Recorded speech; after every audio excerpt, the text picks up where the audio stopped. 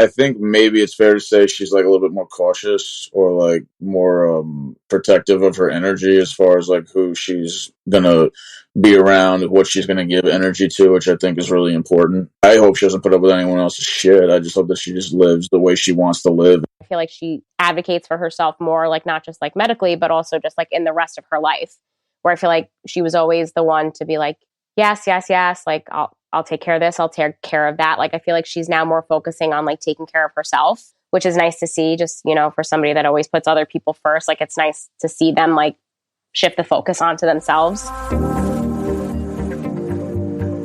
Hi, everyone. Welcome to season 2. This is Shauna. And this is Rosalina. And we're your hosts for Too Young for This Shit podcast. This podcast is not just about boobs, but a journey with cancer.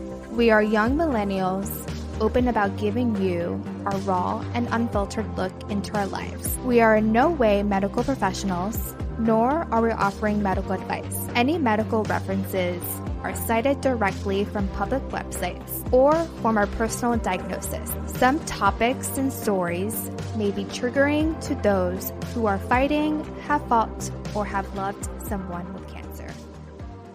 Hi, guys. Hey. So today I'm really excited because I have my brother and my sister on. We're interviewing them today. My sister's name is Caitlin, but I've never in my life have ever called her Caitlin. We call her Scooter. And I have my brother Lenny on, and we also have another brother, Charlie, who couldn't be here today. But yeah, I'm really excited to have them on and kind of, you know, hear what, you know, their thoughts on me being diagnosed and everything else that comes with a cancer diagnosis. So I'm really excited to have them. So welcome. Hi. Hi. So before we dive deep into the questions, I want our listeners to get to know you. Can you guys give like a brief intro on what you want the listeners to know about? Scoot, you can go first. Hi, my name is Scooter or Caitlin. Doesn't matter. I'm 32. I live in upstate New York. I am a vet tech. You're a cat mom. I'm a cat mom of 2 cats. I just got a kitten. He's doing something he's not supposed to be doing right now. So, And Lenny, tell us about you. Lenny, or people call me Len. I'm 30. I'm a contractor, and I love my siblings. Oh my gosh, it's so cute. love you too. Sucking up already. Lenny's like, I need the brownie points. Scooter and Lenny, in your own words, how would you describe who Shauna is? Shauna is a caretaker. She takes care of everybody before she takes care of herself. I feel like she's always the person that's you can rely on. Like if you need anything, like you need to talk to somebody, like you call Shauna. You need help with something, you call Shauna. Like she's kind of like the go-to person. Whatever you need, like she's going to be the one to help you with it. How about you, Lenny? She's Queen Bee. A queen bee. The quintessential older sister. She's number one. She was always number one. Took on a lot of responsibility at a young age with all of us. If I go into who really she is to me, I'm going to fucking cry, and I'm not doing that on camera. She's number one, and she's me. So that's all I need I've cried plenty of times on this podcast, so don't worry. I gotta go. Anytime I get like really like anxious, I've done this from like a young age. Like I will 100% remove myself from a situation. So I will literally get up and leave.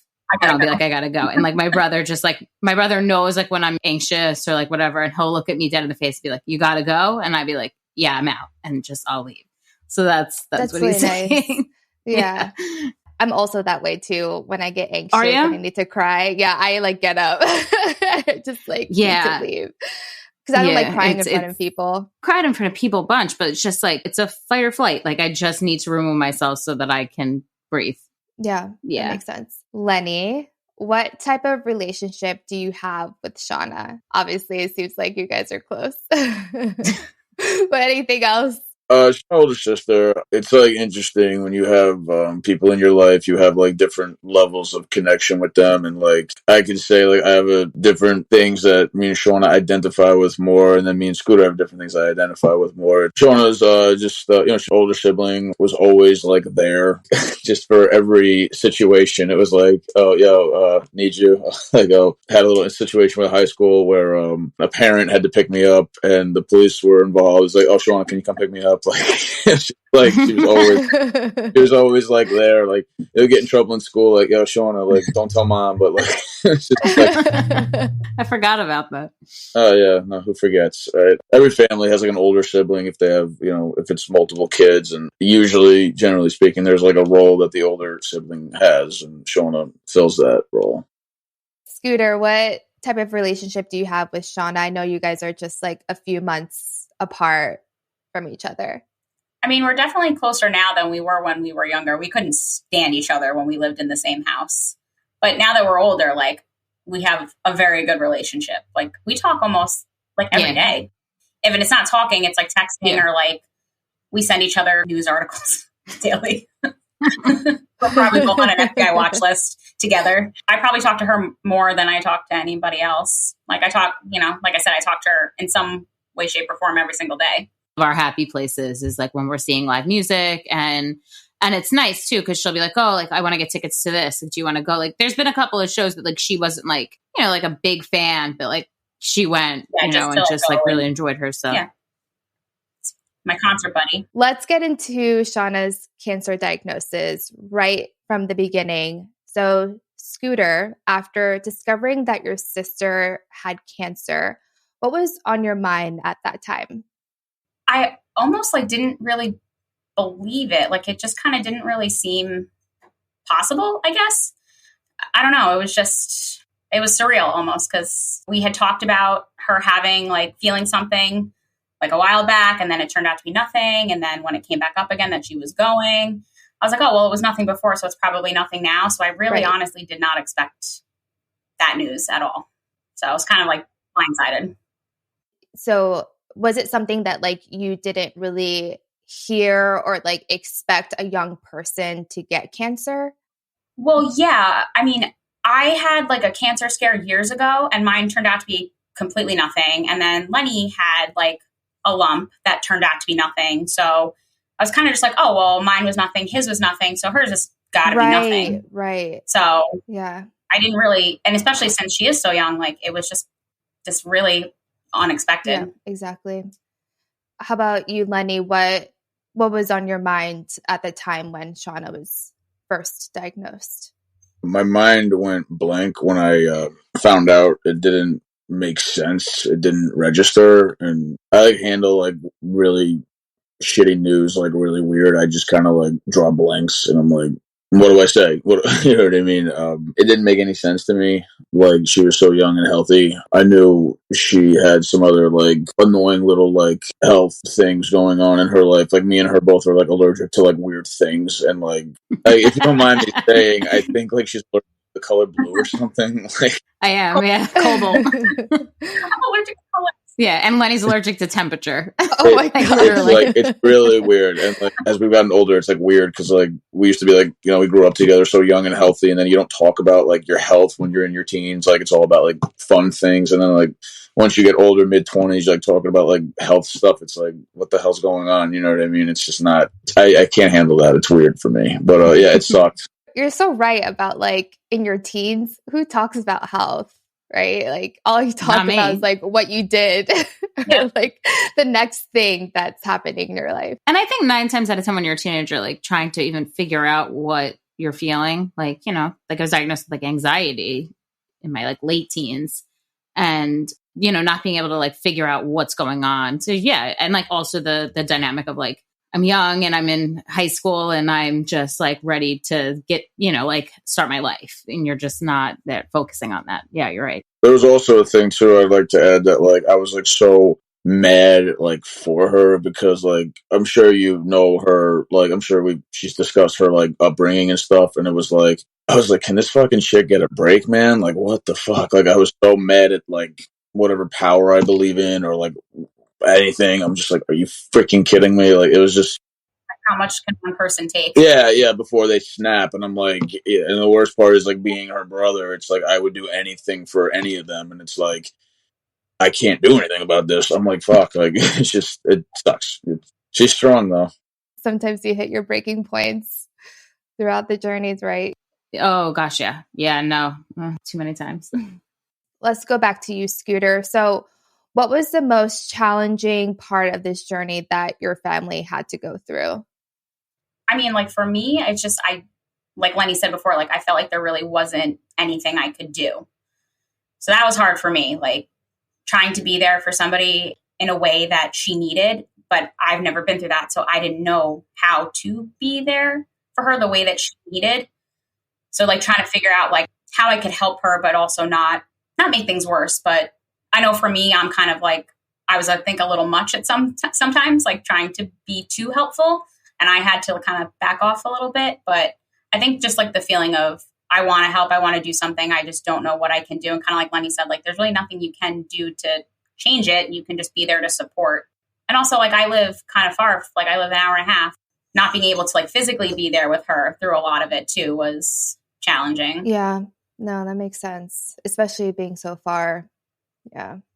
How about you, Lenny? What was the most challenging part of this journey for you? It's kind of just like complimenting what Scooter said. Like, it's just, I didn't know what to say to her. Like, I would call her and just be like, oh, hey. And like, usually you start a conversation with like, oh, hi, how you doing? And like, Shauna's really like, she's like me. She's like, wise ass this. And it's like, oh, yeah, I'm great. I just did fucking chemo. Like, I'm awesome. I'm like,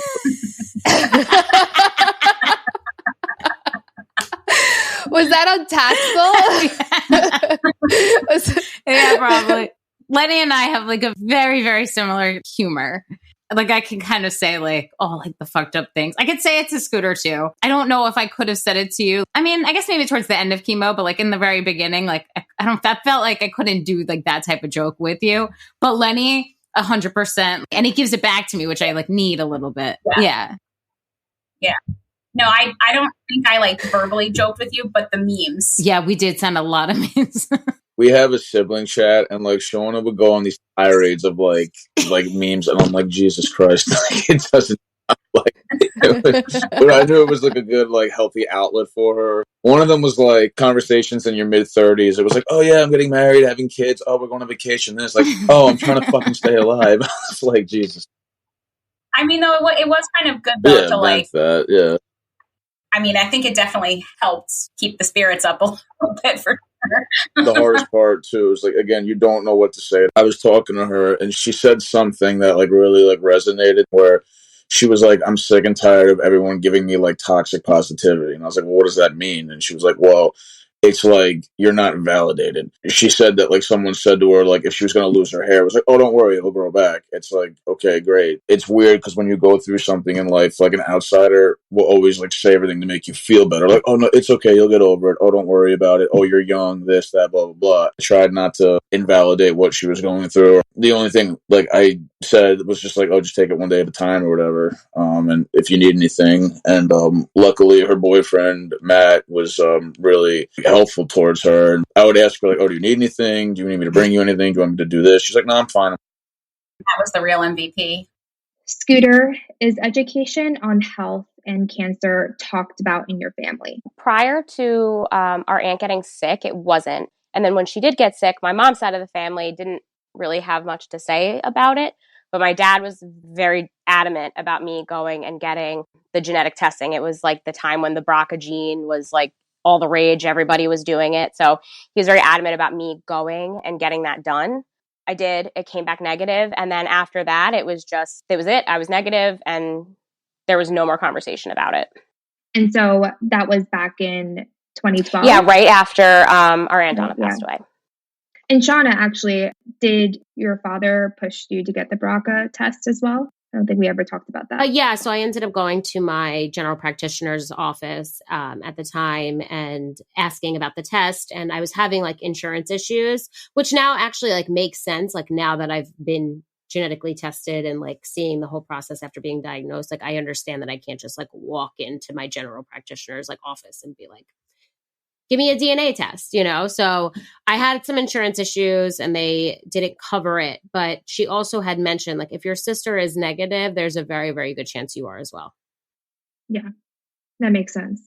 Kind of going back, Scooter, at the beginning of our discussion, you mentioned that your father pushed you to get the BRCA test and it came back negative. But knowing that your sister had breast cancer and it gave you the push to get yourself checked, what type of medical care have you pushed? Didn't know where to start, really. Went to the gynecologist, and then she sent me to somebody, and then they sent me to somebody, and then I ended up with like a surgical oncologist who like specializes in like breast cancer surgery.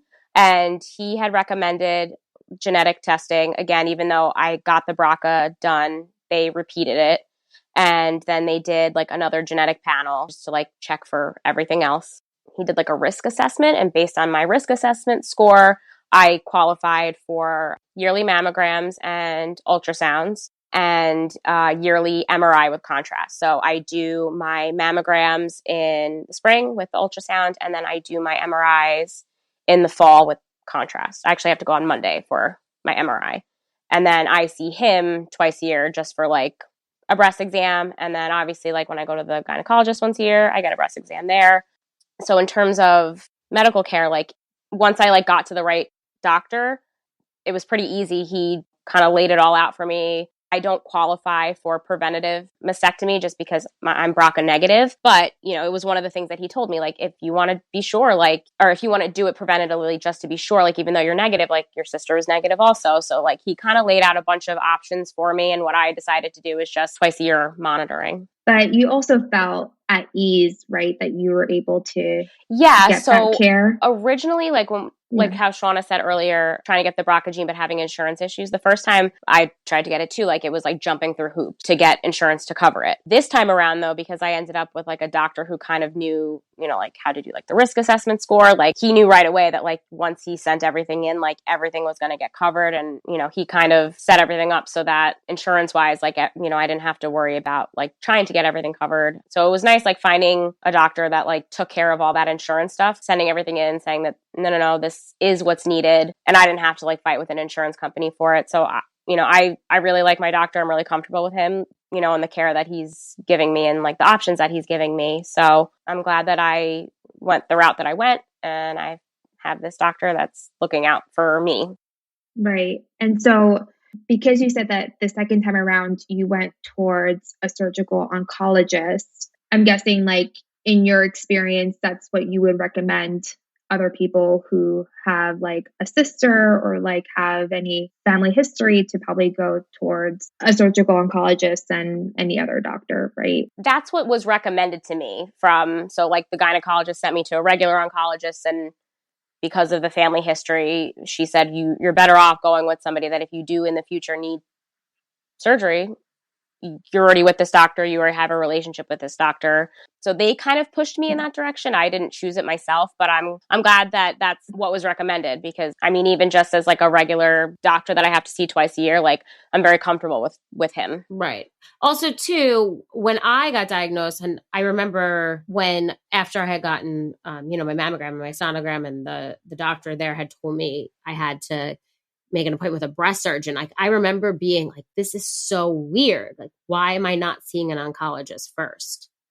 I don't know if you felt like that, Scooter, because you just knew how it went like through me. So it was like a normal, or if you and I had a conversation about it, because you and I, when I first got diagnosed, like you were not somebody that went to the doctor. You were not somebody that was doing all of this stuff before, so I remember calling you and just like begging you and saying to you, please, like if this can happen, you are 15, 16 months younger than I am. We're super close in age. Like if this happened to me, we grew up in the same house, like we don't live in the same area now, but like we grew up in the same house. If that's what it is, like we grew up on Long Island, like if it was like an environmental thing from just us where we grew up, like, you lived in that house too. Right. Same for Lenny. Like, so, I remember having the conversation and being like, please just like, you have health insurance, like you have the means to take care of yourself, like, and please do so. So I think that was also the big push to do it. Were you surprised about having to see like a breast surgeon before, like or having that be like the route that they asked you to take, or did you not because of my situation, like how of my experience in me? Yeah, no, I was a little bit like skeptical about why, like it made sense to me for like the gynecologist to send me to like a regular oncologist. That made sense to me. But for the oncologist to send me to a surgical oncologist, like that for me, I was like, why? Um, and then at that point there was like some issues with like my first MRI and ultrasound. There was like an issue where they were supposed to do ultrasound like both breasts and they only did one. And I don't know, the ultrasound lady like made this whole announcement about how she doesn't understand why they're only doing one and it's unusual and it's not even the one that they normally do. So I was like weirded out. I'm like, wait a minute, is something like going on that like, did somebody feel something and not say anything to me and just say, hey, like just go get, so I was a little bit weirded about that. And then for them to send me to the surgical oncologist, I was like, what? Did somebody just not say something? So I was a little bit weirded out by that. But once I got to the doctor, like, and sat down with him and like kind of went over all the options, it made sense why she sent me to him. Because again, if I wanted to do like a preventative mastectomy, again, I'm already with this doctor. I already have a relationship. So at first it didn't. And I was skeptical. And then, I was a little bit nervous just because of like certain other circumstances that had gone on. But looking back, like it makes sense why, because Shauna was going through all her stuff. I kind of let the oncologist know like what her path was going to be, like the double mastectomy, chemo, all that. So like looking back, it makes sense. But at the time I was like a little bit nervous about why they were sending me to a surgical oncologist. And the process is overwhelming, right? Like, it's like, okay, I'm going to my gyno, Mm-hmm. then I'm like seeing this other specialist, then they're sending me to a different specialist. Like, and then you have to have like the actual imaging done. So you like have, I like hope my experience of getting a mammogram didn't like scar you, because I was like in pain, but I'm also like half the size that you are. But like, was that just, were you? Didn't feel like nervous going. I guess I shouldn't say that. I know you had mentioned that it was painful for you just because you're on the smaller side. And you actually did tell me that like it's a little bit more comfortable for like larger chested women. Not that it's like the most comfortable experience in the world, but I wasn't nervous going in. But I think it was actually kind of funny. Like when I went in, like the woman who was doing it, she was like an older woman, like very grandma like, and she just kind of seemed like shocked that I was there. That kind of like didn't really set me at ease. Like her demeanor from like me, like once she like called the name and like she saw it was me coming, I think like her demeanor changed a little bit. So like my demeanor changed a little bit. So like I went in with like a pretty good mindset, like, oh, this is great. And then I think, she was great. Like, Mm-hmm. But I think when she realized like how young I was going in for this, like I think she was nervous like for me. So, but like once it got going and like I actually Welcome like to our life. I was just gonna say, welcome to our life. I know, like, and I just had like a little taste. Like I honestly can't even imagine like, and like just like the bouncing back and forth to the doctors, like you were saying, Shauna, like for me, like I wasn't going in there with a kid, like with something that was already known. Like the process that you guys had to go do with all your doctors, like I can't even imagine, like, especially me, somebody that like doesn't have to be like knocking on heaven's door for me to even like consider taking like a Tylenol. Like, so right. I'm not like somebody that like runs to the doctor for everything. It takes a lot for me to get there. I think like having Shauna's experience of already going through most of that and her kind of sharing it with me, like definitely helped put me at ease, because I kind of knew a little bit about what to expect. Obviously like everybody's experiences are different, but like that was nice having her tell me like how it went for her. So I kind of had some type of expectation. Lenny, you found a lump in your breast. So as a male, how was your experience when you got it checked, and what was the outcome? Oh, it was embarrassing. I was like, man, this is weird. And I put it off for a while because I was like, what the hell? And it really started to like affect my life. Like if I was doing something at work, or like if anything touched my chest, I would like, it would hurt like hell. I was like, what the hell is going on? So I went and he was like, we got to remove it. I'm like, I was like, are you serious? Like, really? It didn't make sense. I was like, what the heck? I'm kind of like Scooter. I don't go to the doctor unless I really have to. Like, it's not a good thing. It's just the way I am. And luckily I found somebody, because I had some insurance issues at the time. And I found someone who, like, it was like an angel on earth. It's this doctor in the town I live in that, when I called his secretary and explained what happened, she'll like, oh, he'll take care of it. Don't worry about the insurance. I'm like, what do you mean he'll take care of it? And she's like, well, he does this thing where like, you know, if you find someone in need, he'll provide a service and like he'll just take care of it. I was like, oh, okay, cool. And so I went and I actually had to work the same day it happened because no one could cover for me, and I didn't like want to explain what happened because I was embarrassed. I had to go after they removed it, and it was like it hurt like hell. Like they numbed me, but when it wore off, it was like a local procedure. I didn't go under or anything, and waiting for those results was like weird. I was like, what the hell? And like kind of like what Shauna said about our humor. In my head, I was like, this is my freaking luck. I'm going to fucking get diagnosed with breast cancer as a fucking male. Like, I was like so mad. I was like, this is the way I go out. Like, are you kidding me?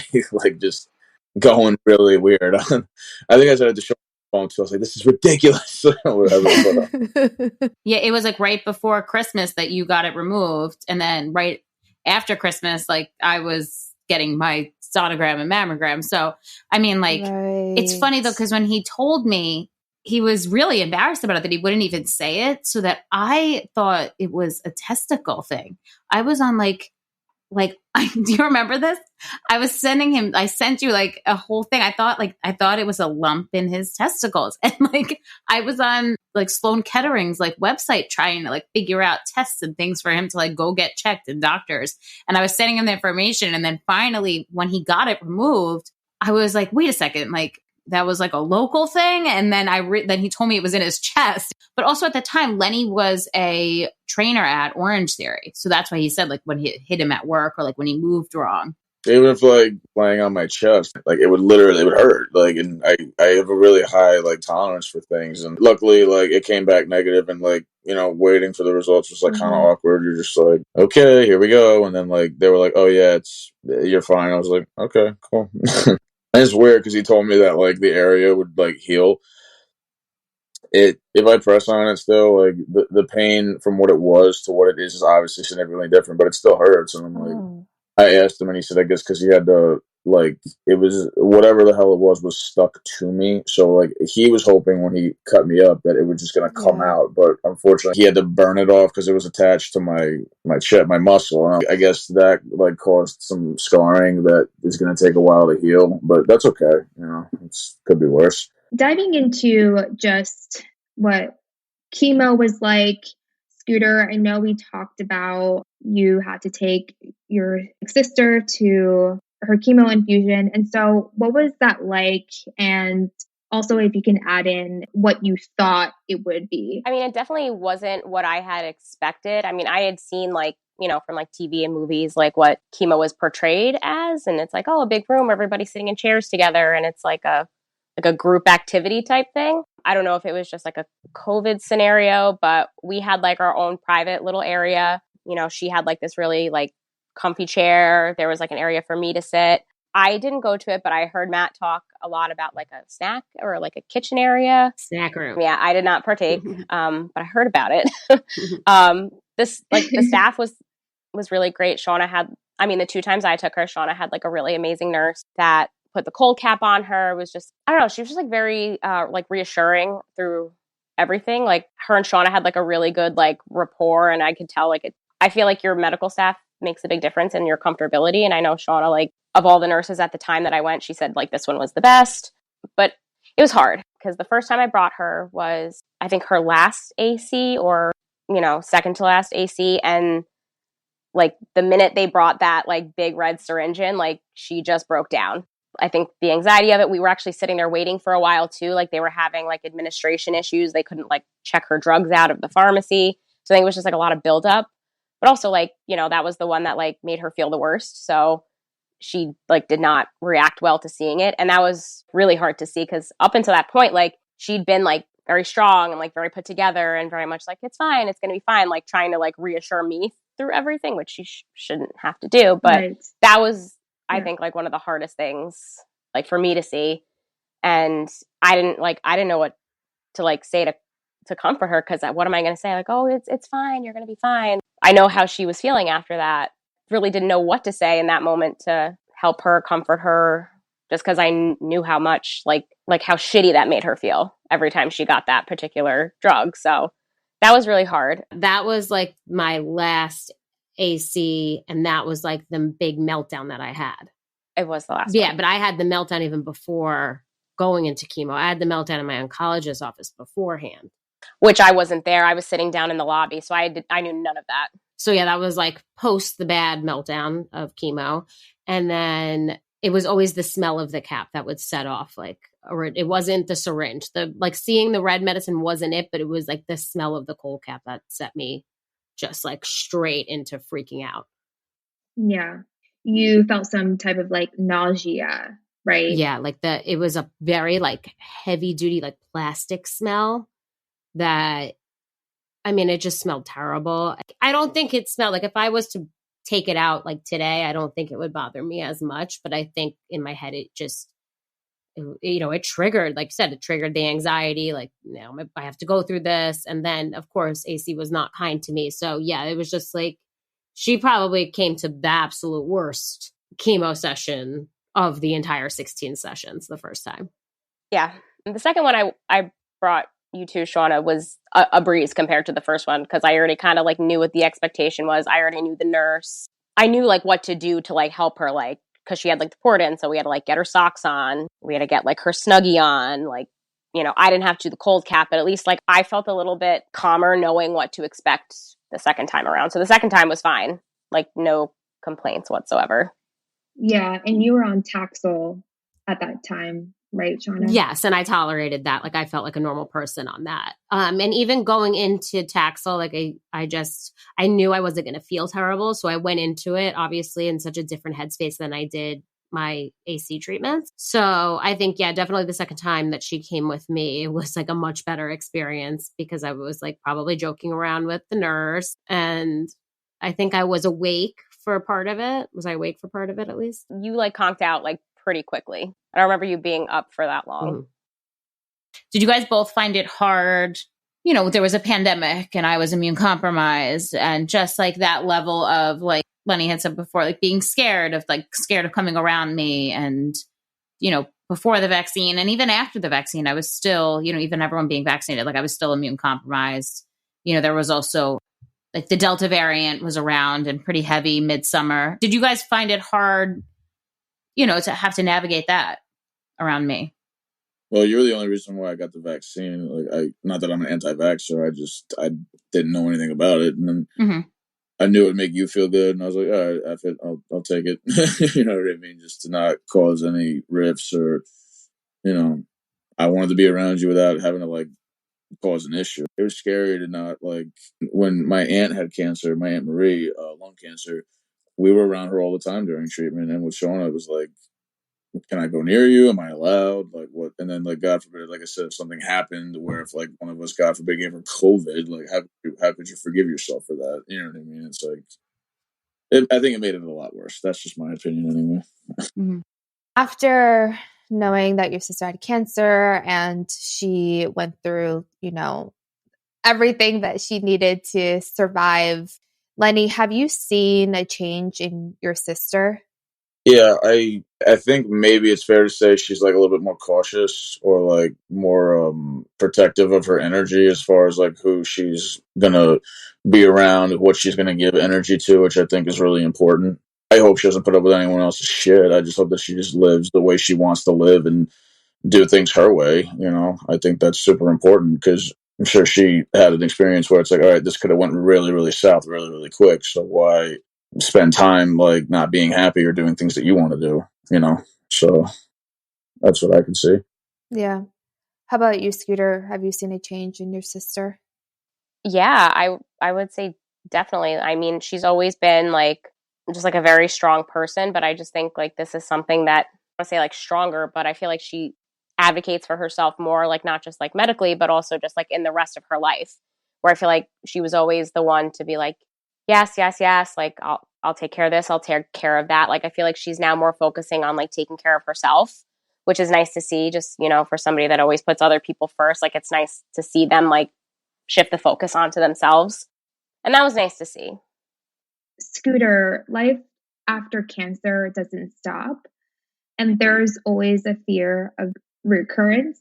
Do you talk about this with Shauna? We've talked about like her post-cancer treatment. and what her decisions are going forward in that regard. You know, there's like other things going on, obviously, like other doctors she still has to see. So we have talked about that, and you know, I respect her decisions with all that stuff. You know, she needs to have, you know, quality of life, and you know, again, like she can't do it for everybody else around her. She needs to do what makes her feel good and, you know, what's best for her. So in that respect, yeah, we have spoken about, you know, her post-cancer treatments.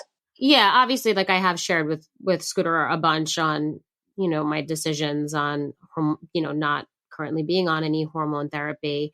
She heard a lot of like my struggles and calling her up crying of how much pain I was in all the time and how miserable I was. And I like I said, I had a really hard time after treatment was finished and just trying to navigate that. So she got like quite a few phone calls of me just like really losing it and feeling really conflicted and not wanting like our dad to be upset by my choice, or, you know, just like, what if this does come back and am I going to be upset with myself, or like, am I going to feel like I let everyone else down other than myself? You know, like obviously I struggle with my own, like trying to make this decision on my own, but I just don't want, you know, other people, especially my family, being like, well, she could have been on this medicine and she wasn't, and she had a, you know, a recurrence. And Scooter was really good about talking, you know, through that with me and just being like a listening ear and just being like, you know, you got to do what's good for you. But I do share my fears with her. I do share what's going on with her. I do share how scared I am sometimes and how like fearful I am of my health and the future. Yeah, I think it's really important to have that person that you can talk to about these things. And so happy that you have her in your life that you can talk to about these things, because it's really scary. And like what you mentioned, Shauna, like you worry about like the recurrence, and then maybe having regrets in the future if it did happen, and then, you know, letting yourself down, letting your family down. And so you should make a choice based off of like what you think is best for you. And sometimes putting family stuff down on the bottom, right. At the end of the day, it's your body. Yeah. You know, you just need to be firm about what you want and how you're feeling. Yeah, I feel like it's easy for somebody who's not living it to have a bunch of opinions. Well, being heard is like a huge thing, I think, for, you know, anybody who has had like cancer and afterwards, and navigating like your life post, you know, the medical trauma, really. And just being heard, I think is nice. And to, like you said, not have somebody that like judges you based on the choices you are making with your medical care is nice. It's nice to have that person that can be like a little, just like, I'm listening, I hear you. Like, I feel like, not I feel you, but like I feel like, you know, I don't want to say like I understand your decision. Right. Like just even just validating my feelings in this decision process is huge. Yeah. And I feel like pre-cancer Shauna may have made a different decision on this. So again, it goes back to like the change of like advocating for yourself and putting yourself first and focusing on your body, your health, like your mindset. So I mean, I'm glad that she didn't let other people sway that decision. I'm happy that she stuck to what she felt was right for her and her body and her life. Lenny, what is the one moment you'll remember from this experience? I remember when she had her last treatment of chemo, and it was the video of her like ringing the bell and she was like crying and stuff. Like that was like a little emotional to watch, because you know, I'm sure it was like a hard thing to get to. It was almost like a victory lap, you know, in a race or something. So it was cool to see that moment on film. Yeah, it's funny because like I also got emotional when I saw her video. I didn't get emotional when I finished. It was nice to know that like you also did it. I really was I amped myself up for the end of chemo too. So I think like when it came to that point, I just was an emotional basket case. I didn't plan on crying. It just really happened. Trying to save your 3 remaining eyelashes. Yeah, that guy was concerned though. That was going to be it for me. Like there was going to be none. I was trying really hard to keep it together. We all went to lunch after too. We surprised her at Cheesecake Factory. That was cool. Especially since Shauna doesn't like surprises, she handled it very well. Yeah. True. The center of attention. It's great. Well, because nobody screamed too. Like, you know, like when you go to a surprise party and everyone screams. Well, that I made sure I was like, nobody is allowed to yell surprise. I'm like, you cannot. She will leave. I was like, she will turn around and she will leave. I was like, nobody say surprise. So she walked up to the table and I was like, hey. Nobody talked. It was so funny. I cried from the time like I left chemo, and I cried the entire way to the Cheesecake Factory. Like that was the only place I wanted to go after chemo was done. Like I was like, we're going to the Cheesecake Factory. It's not even low key. I high key love the Cheesecake Factory. So I was like pumped, and yeah, so like nobody said it. And I like just continuously cried. I think I continuously cried through like half of the lunch. Like I happy tears, but it was just like, I don't know if it was 20 weeks of chemo crying too. Like I just like couldn't keep it together. It was a lot.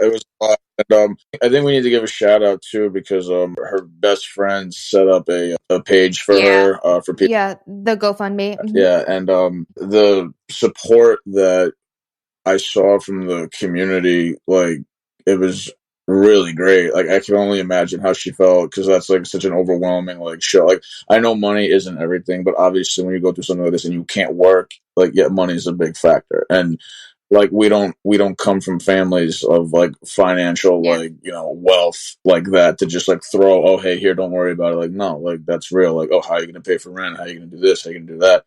And like the amount of support she got was crazy to see. And it was like, that doesn't happen to everybody. You know what I mean? Like you have to be someone really special to like have that many people willingly do everything and anything they can. Like it's just a testament to who she is, as far as like her nurturing and like caring self, that so many people like were so selfless when this happened. It was really great to see. It was like, yeah, that's my sister. I mean, it was cool. So.